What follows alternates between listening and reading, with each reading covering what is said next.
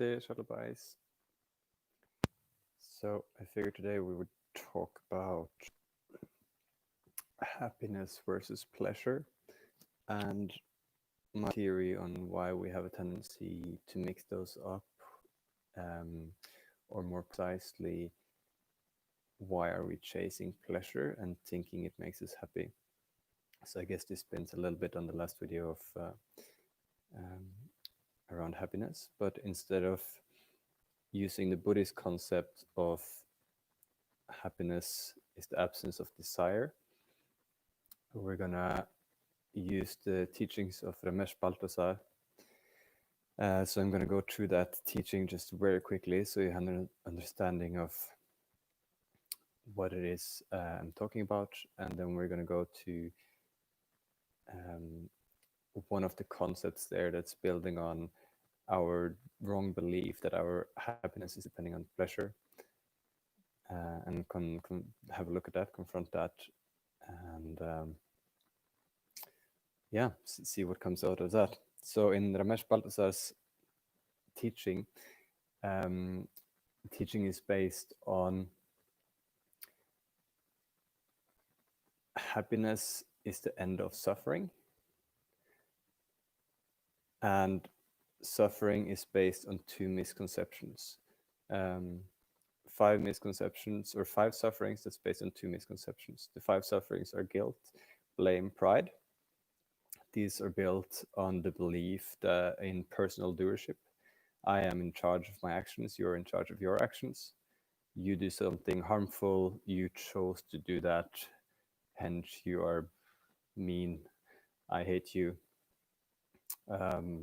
Guilt and pride being, I am in charge of my own actions.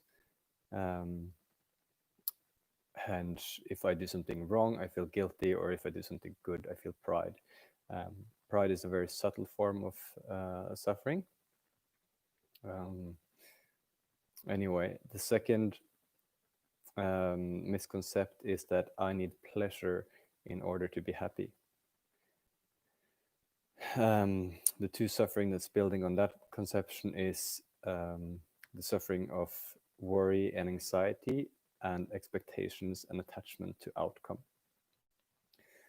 So worry and anxiety is basically worrying whether the future is going to bring you pleasure or pain.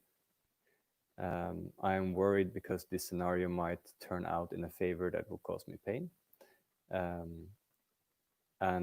Or I want this scenario to cause me pleasure. What if it doesn't?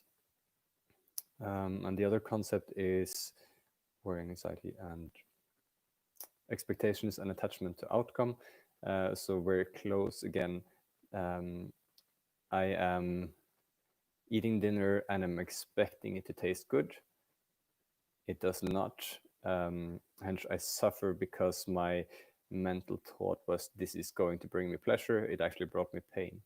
Or I go to a restaurant, I try to order something, they don't have it, and I suffer because they didn't give me what I wanted.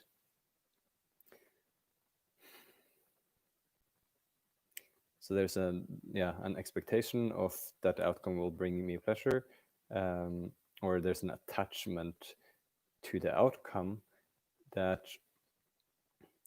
whatever happens will bring me pleasure. So to look at this,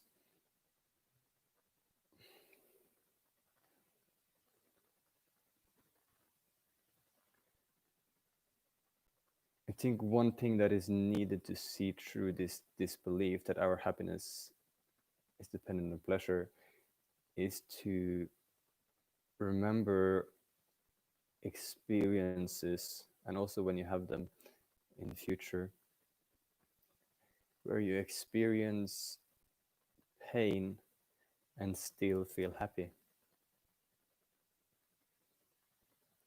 And then we come a little bit back to the last video of, okay, what is happiness? Happiness is actually peace of mind, tranquility, equanimity, and not a joyful state. So I'm experiencing happiness when I'm peaceful and content, not joyfulness. Yeah, so then we need to have an experience of happiness while we're experiencing pain. This can, for example, be, I mean, it can happen in any instance, but let's say, yeah, if you're hurt, it can actually feel, you can feel very good about crying. Let's say someone you love died. It feels right to cry. It's painful, but at the same time, there can be an acceptance of that pain and a welcoming of that pain. And my kinky Berlin friends know, of course, the whole BDSM scene, and knowing that pain can actually, there can be a pleasure in pain, or there can be a enjoyment in pain. But there's really a lot of, if you can come to these experiences you have in life where you experience pain and you're somehow content and peaceful with them, you can start to unravel this belief that I need pleasure in order to be happy. And that brings me to the topic of why do we mix pleasure with happiness? And here, this is not deriving from any teaching, but in my experience, when I experience pleasure, my mind goes silent. Or my mind goes, it doesn't desire anything else. It's like my senses is very occupied with experiencing this pleasure. It's an easy point of meditation. So it's like, because it's pleasurable, I want to stay there, giving me a peaceful mind.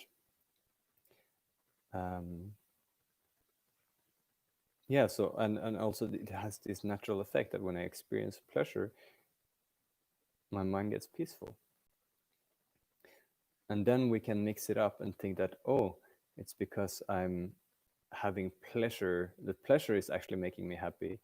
But here again, it's the same as in the last video, to distinguish what is it that's actually the happiness here.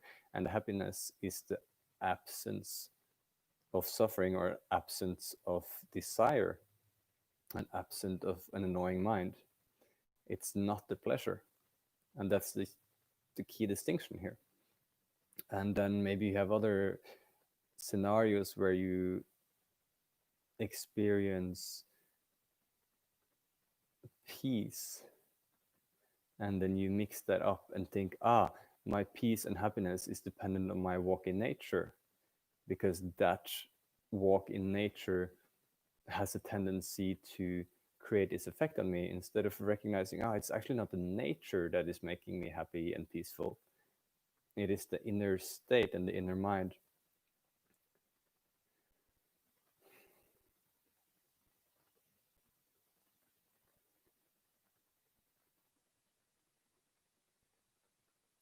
It feels a bit short and fast, but I think that's what's coming on the topic right now. Yeah, questions, that put them in the comment, and maybe I see a notification and comment on it, make a new video.